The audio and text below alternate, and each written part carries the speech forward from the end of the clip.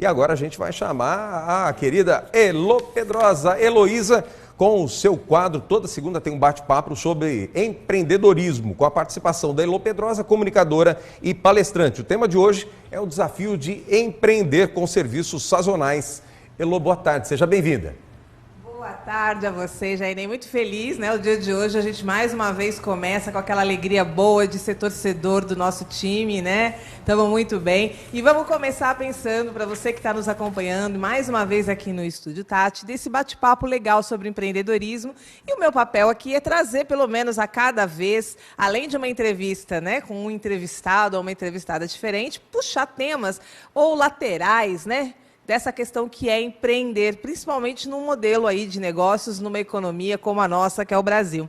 E hoje eu quero agradecer a presença dele, que é o Fábio Santos, que está aqui comigo. Fábio, você que é um querido, que eu tenho sempre acompanhado o seu trabalho, sei que para você fazer parte aí, né, dessa batalha de manter o business funcionando, principalmente com aquilo que a gente falou, que é falar um pouquinho do desafio do business sazonal, que a gente chama, porque você tem um negócio que, na maioria das vezes, ele precisa também, ele facilita, né, a sua venda, né? Você vende mais quando você tem algumas situações que, na forma como o combustível gira em termos de preço, né? Eu estou mais ou menos dizendo isso.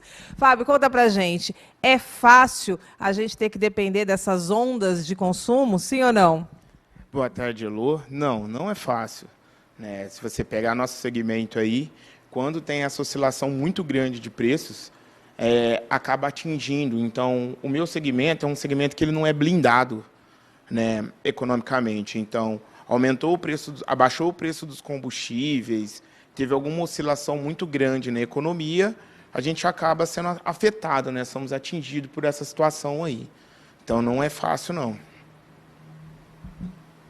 Esse caso, quando a gente fala sobre o empreendedorismo, a gente entende que a maioria das pessoas também visualizam o ganho financeiro, Fábio, sempre pensando que empreender é uma coisa muito ligada a uma necessidade. Muitos brasileiros empreendem porque têm a necessidade, muitas vezes eles tiveram uma situação em que eles não estão conseguindo se colocar no mercado de trabalho, e em outros casos eles estão realmente conseguindo olhar para aquele desejo, para aquele sonho, para aquela aposta de negócios. No seu caso, qual foi o seu processo? Você olhou para aquilo que você faz hoje porque desejava, ou você vem de uma transição em que você sai de mais ou menos, ou como funcionário para patrão?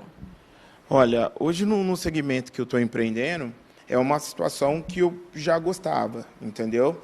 Mas aconteceu assim, de uma maneira simples. Eu fui para a empresa para gerenciar, né? A gente foi para gerenciar e tocar o negócio enquanto o antigo proprietário estava fora. Eu acabei assimilando, fiquei sócio e, com o tempo e o decorrer dos trabalhos, eu assimilei a empresa, entendeu? Mas, no meu caso, eu posso dizer que juntou os dois, juntou um pouco de vocação e a oportunidade de poder estar gerenciando o negócio.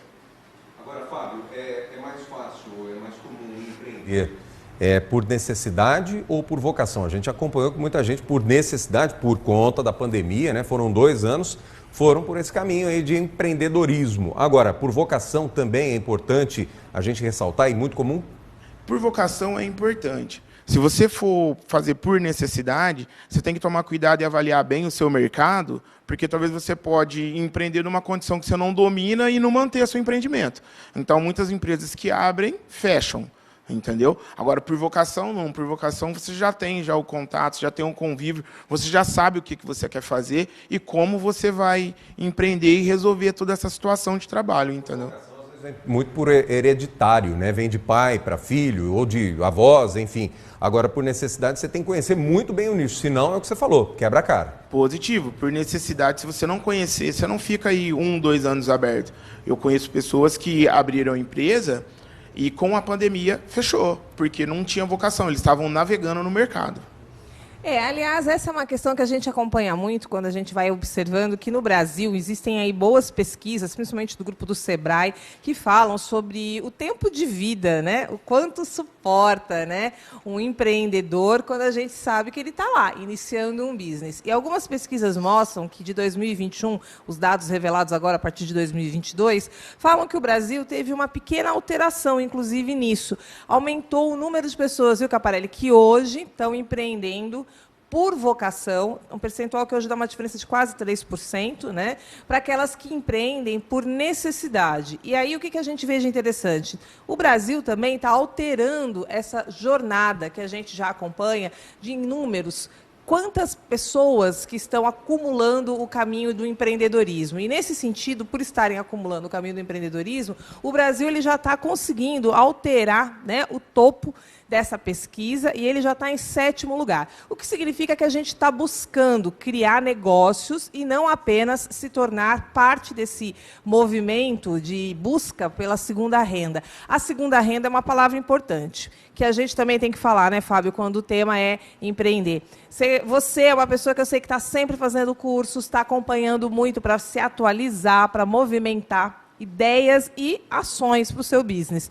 Mas o que você tem notado? O mito do empreender por vocação, ele vence o mito do pouco dinheiro ou qual é a real desse assunto? Conta para a gente. Olha, eu entendo assim, você empreender por vocação é bom, é importante. Mas o problema, o que acontece é o seguinte, é você empreender, que acontece muito, eu vejo, você empreender sem capital de giro.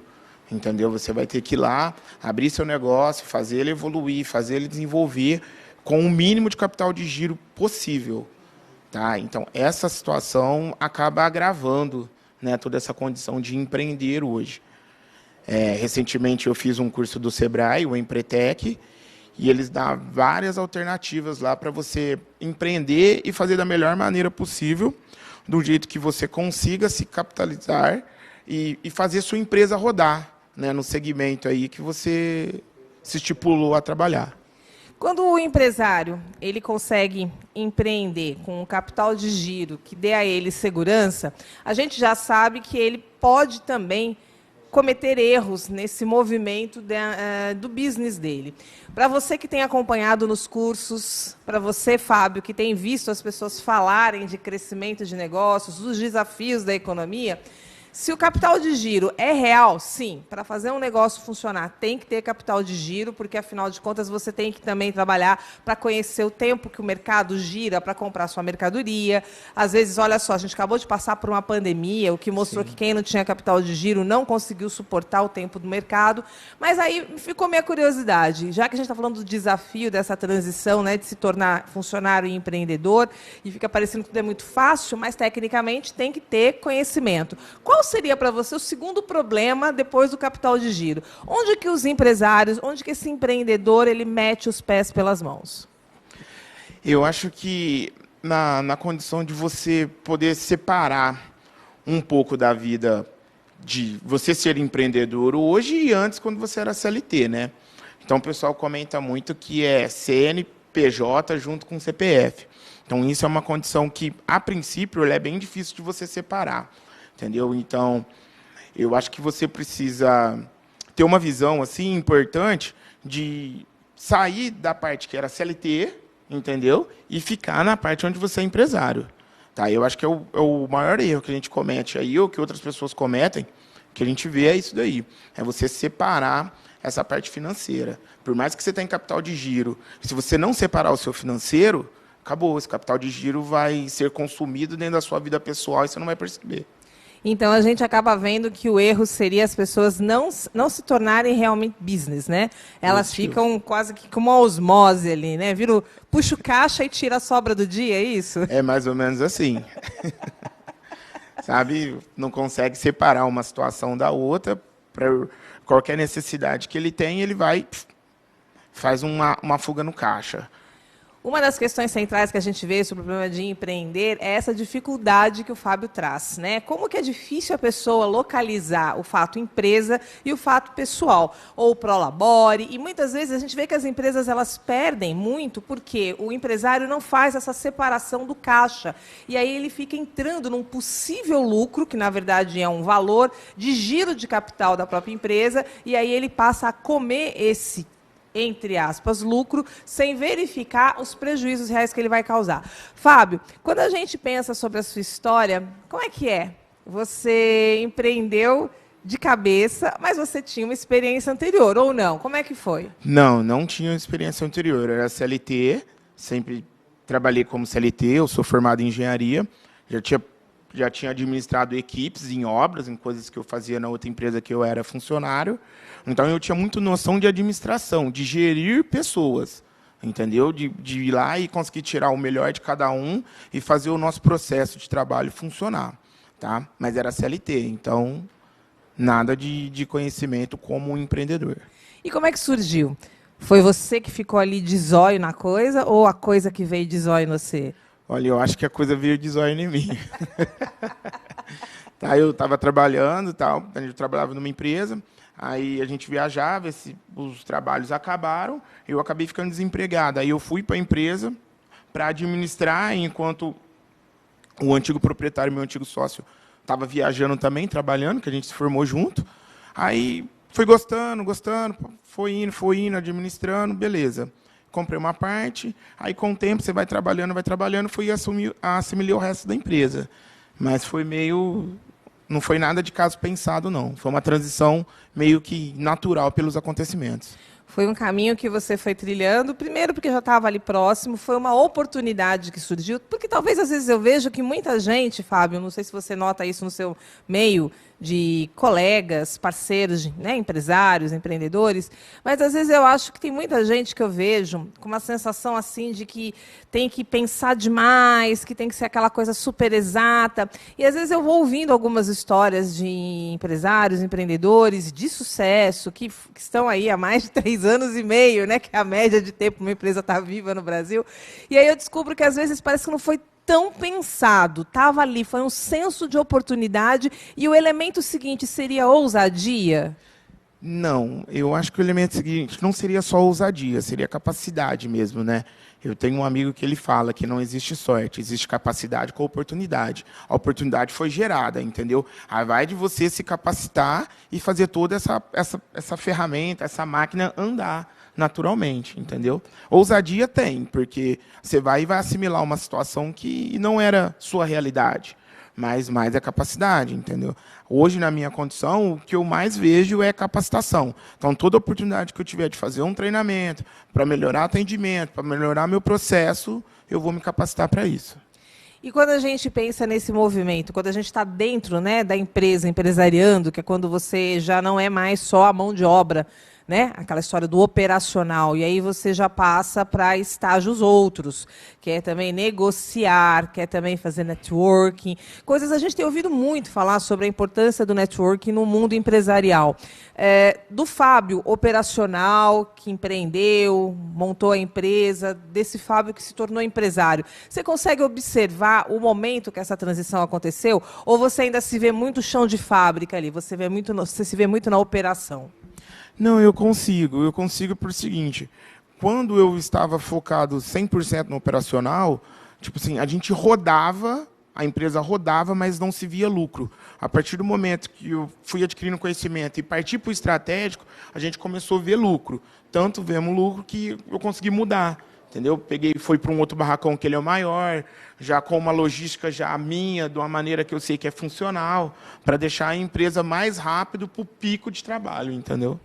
Então, a gente volta a entender que é a estratégia, é o networking, é a capacitação que vão garantindo a longevidade das empresas, isso? Isso, positivo. No caso, a minha empresa, ela tem 18 anos de vida aqui na cidade. Eu estou nela há 11. Então, de todas que começou lá atrás, em 2004, quando veio para o mesmo segmento, tinha 9 empresas. A minha é a única que está há 18 anos ininterruptos. Então isso mostra que, primeiro, parabéns, né? Já vi que ele quer ganhar parabéns, e vai ganhar, né, Jainei? Porque se consegue estar há 18 anos empreendendo na nossa economia, é um guerreiro. Olha, é questão de sobrevivência mesmo, hoje em dia, o tal do empreendedorismo, né? Agora, Fábio, se você pudesse destacar hoje o nosso ouvinte, o nosso telespectador, para alavancar um pequeno negócio, o primeiro negócio, qual é a principal dica que você dá para o nosso telespectador e ouvinte?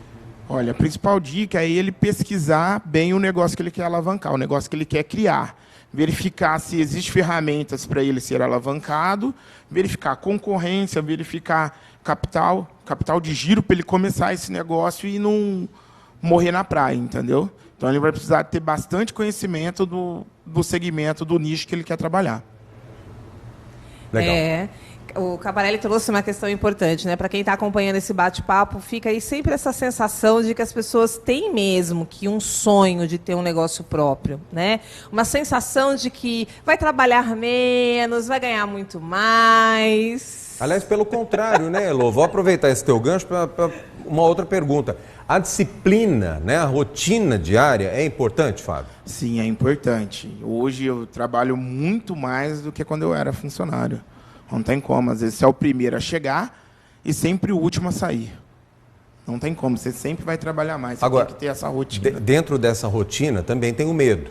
Você acaba aprendendo, o medo não some, você se acostuma com o medo diário, porque você vive, muitas pessoas dependem de você, dependem do teu trabalho, desse teu empreendedorismo.